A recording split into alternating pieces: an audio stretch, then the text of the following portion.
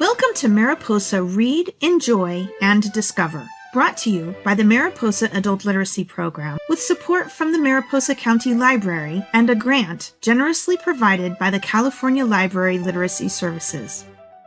This program has received generous support from KRYZ Radio for broadcasting Mariposa Read and Mountain Mrs. Creative Space for the use of their recording studio and editing software.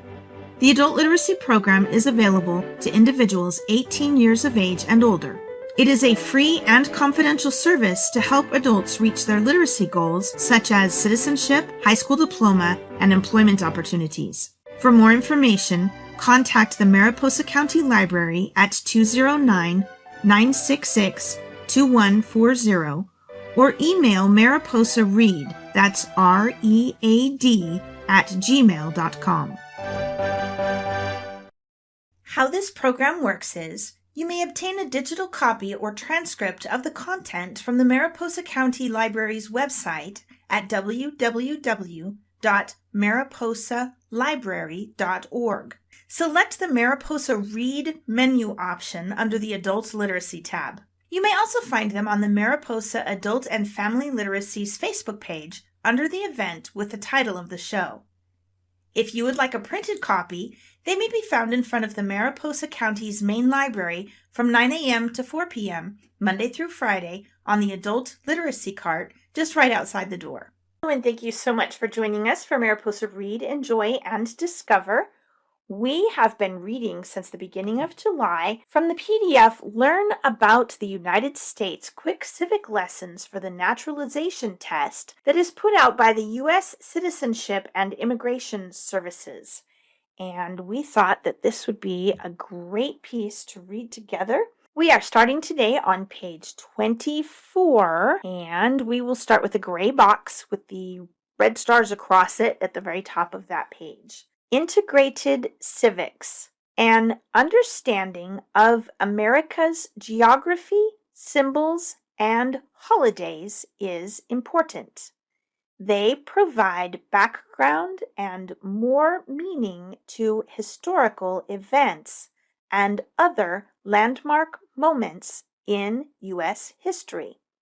The following section offers short lessons on our country's geography, national symbols, and national holidays. The geography of the United States is unusual because of the size of the country and the fact that it is bordered by two oceans that create natural boundaries to the east and west. Through visual symbols such as our flag and the Statue of Liberty, the values and history of the United States are often expressed. Finally, you will also learn about our national holidays and why we celebrate them. Most of our holidays honor people who have contributed to our history and to the development of our nation.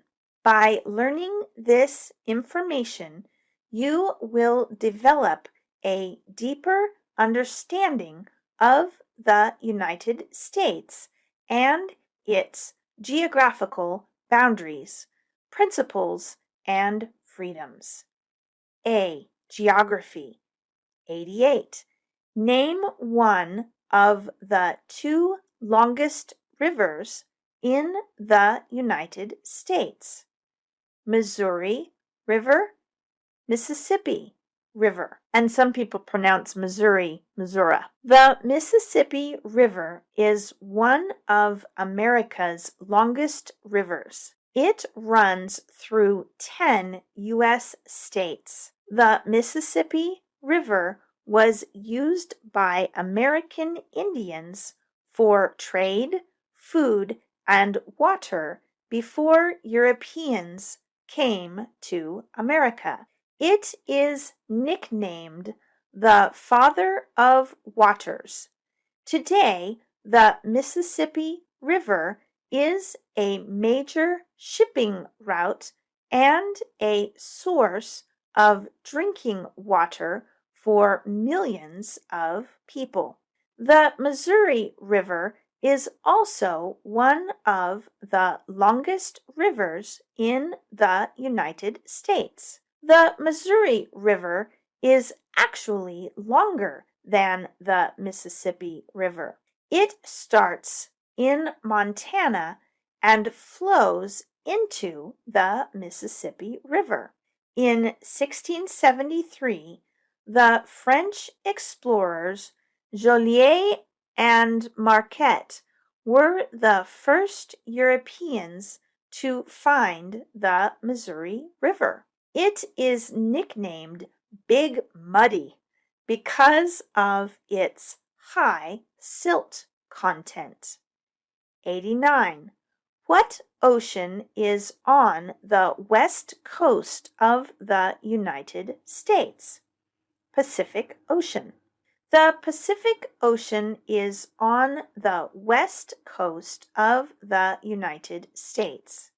It is the largest ocean on Earth and covers 1/3 of the Earth's surface. The Pacific Ocean is important to the U.S. economy because of its many natural resources such as fish. Europeans first learned about the Pacific Ocean in the 16th century. Spanish explorer Vasco Núñez de Balboa reached the ocean in 1514 when he crossed the Isthmus of Panama. Later, Ferdinand Magellan sailed across the Pacific as he traveled around the earth in search of spices. Pacific means peaceful. Magellan named the Pacific Ocean the Peaceful Sea because there were no storms on his trip from Spain to the spice world. The U.S. states that border the Pacific Ocean are Alaska, Washington, Oregon, California, and Hawaii. 90. What ocean is on the east coast of the United States? Atlantic Ocean. The Atlantic Ocean is on the east coast of the United States. The ocean was named after the giant Atlas from Greek mythology. It is the second largest ocean in the world.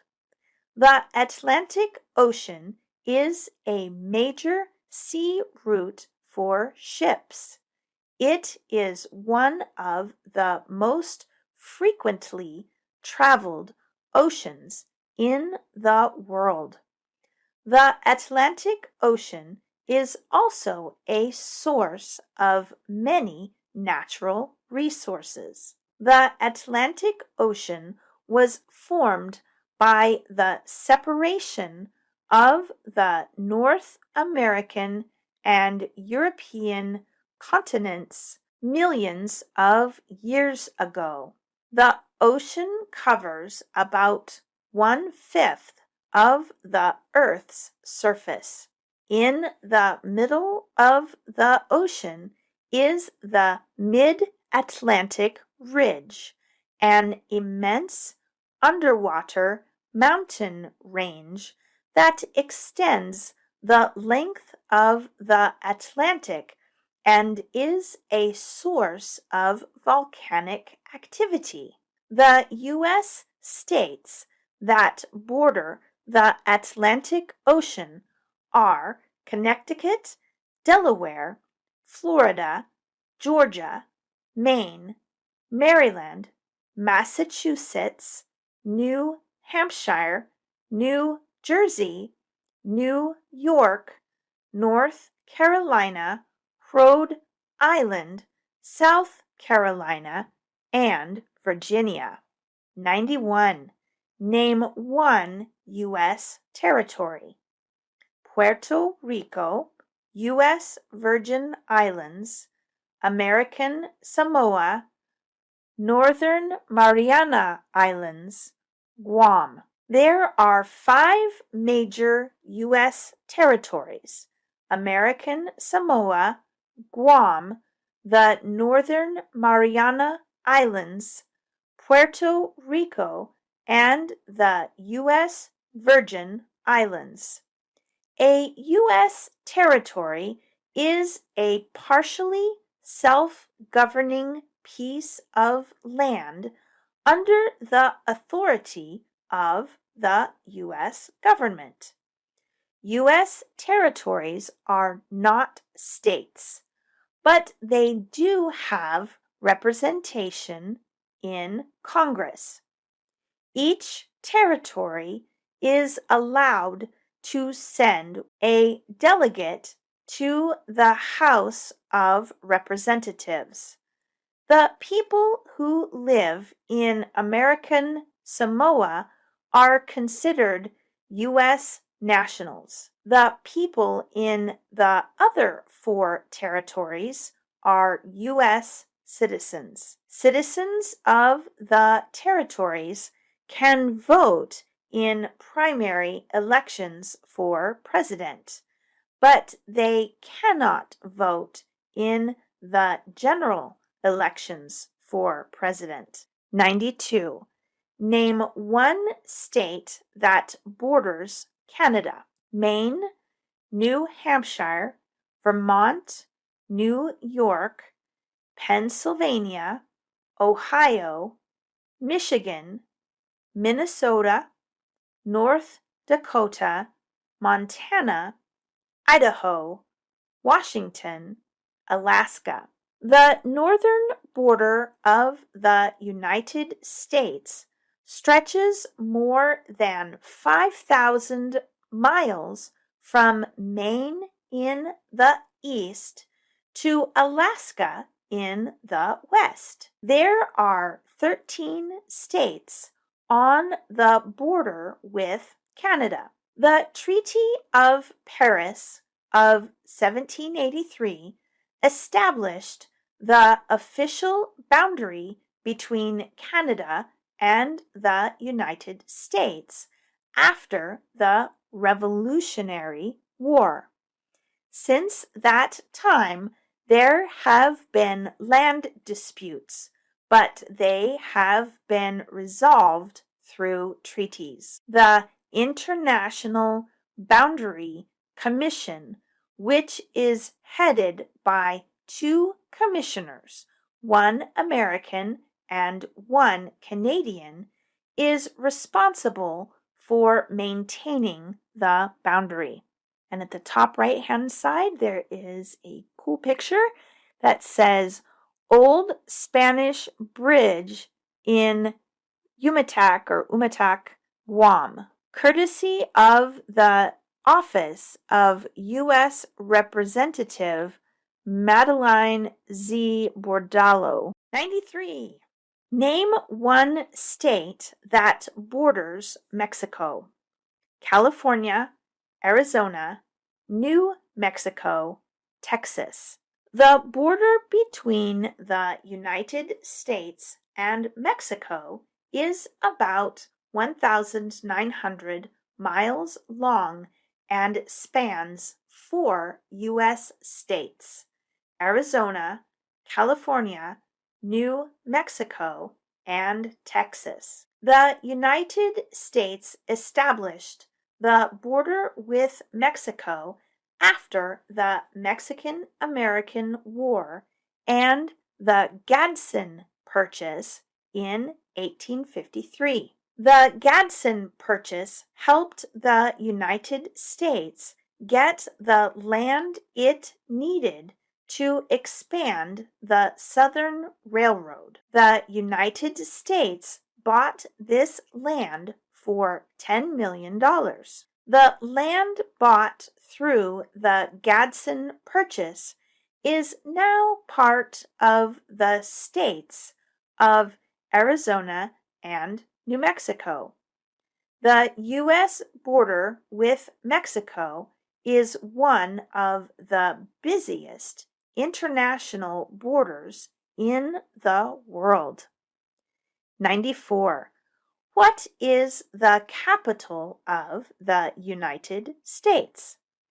Washington, D.C. When the Constitution established our nation in 1789, the capital of the United States was in New York City. Congress soon began discussing the location of a permanent capital city. In Congress, representatives of northern states argued with representatives of southern states. Each side wanted the capital to be in its own region. As part of the Compromise of 1790, the capital would be located in the South. In return, the North did not have to pay the debt it owed from the Revolutionary War. George Washington chose a location for the capital along the Potomac River between Maryland and Virginia. As part of the compromise, Philadelphia, Pennsylvania, became the temporary new location for the capital. In 1800, after 10 years, the capital was moved to its current location of Washington, D.C. 95. Where is the Statue of Liberty? New York Harbor, Liberty Island. Also acceptable are New Jersey, near New York City, and on the Hudson River. The Statue of Liberty is on Liberty Island, a 12-acre island in the New York Harbor.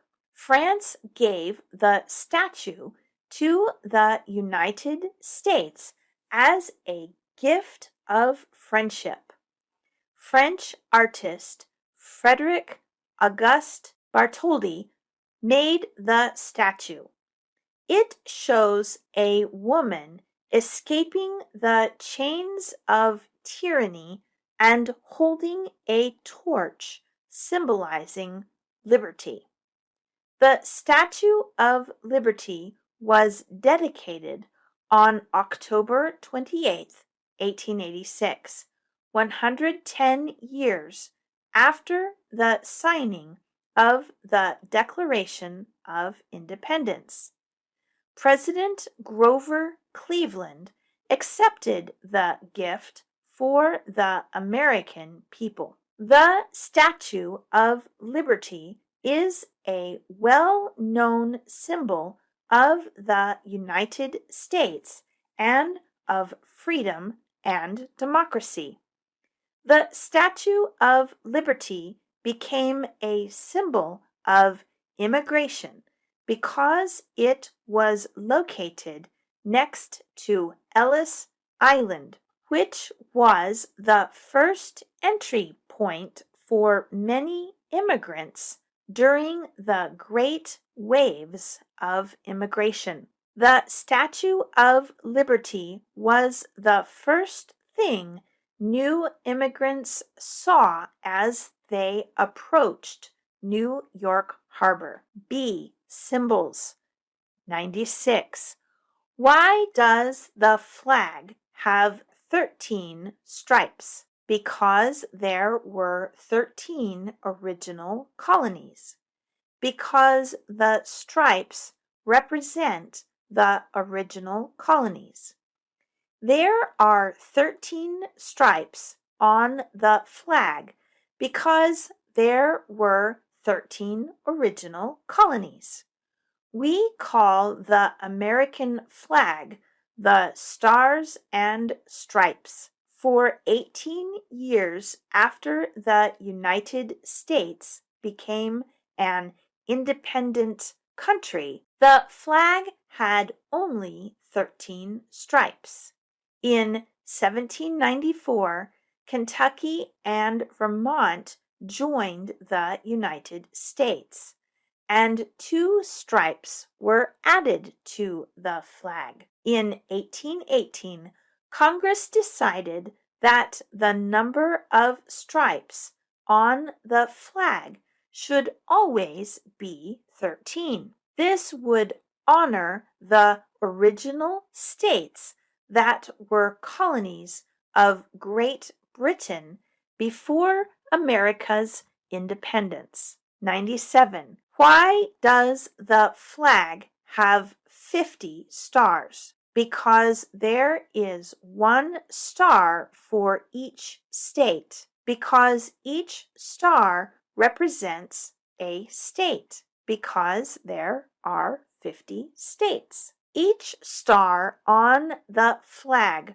represents a state. This is why the number of stars has changed over the years from 13 to 50. The number of stars reached 50 in 1959 when Hawaii joined the United States as the 50th state. In 1777, the Second Continental Congress passed the first Flag Act, stating, "Resolved that the flag of the United States be made of 13 stripes, alternate red and white, that the Union be 13 stars, white in a blue field, representing a new constellation." 98. What is the name of the national anthem? The Star-Spangled Banner. During the War of 1812, British soldiers invaded the United States. On the night of September 13th, 1814, British warships bombed Fort McHenry. This fort protected the city of Baltimore, Maryland. An American named Francis Scott Key watched the bombing and thought that the fort would fall. As the sun rose the next morning, he looked toward the fort. He saw that the flag above the fort was still flying. This let him know that the British had not defeated the Americans. He immediately wrote the words to a poem he called The Defense of Fort McHenry. The words of the poem became the Star-Spangled Banner. The words of the poem became the Star-Spangled Banner. Congress passed a law in 1931 naming the Star-Spangled Banner the official national anthem. Here are the words to the first verse of the national anthem. The Star-Spangled Banner. Oh, say, can you see by the dawn's early light what so proudly we hailed at the twilight's last gleaming, whose broad stripes and bright stars through the perilous fight o'er the ramparts we watched were so gallantly streaming, and the rockets' red glare, the bombs bursting in air, gave proof through the night that our flag was still there. Oh, say, does that star-spangled banner yet wave o'er the land of the free and the home of the brave? C. Holidays. 99. When do we celebrate Independence Day? July 4th. In the United States, we celebrate Independence Day on July 4th to mark the anniversary of the adoption of the Declaration of Independence. After signing the Declaration of Independence, John Adams wrote to his wife, "I am apt to believe that it will be celebrated by succeeding generations as the great anniversary festival." The Declaration of Independence, written by Thomas Jefferson, explained why the colonies had decided to separate from Great Britain. Americans celebrate the 4th of July as the birthday of America, with parades, fireworks, patriotic songs, and readings of the Declaration of Independence. 100. Name 2 national U.S. holidays.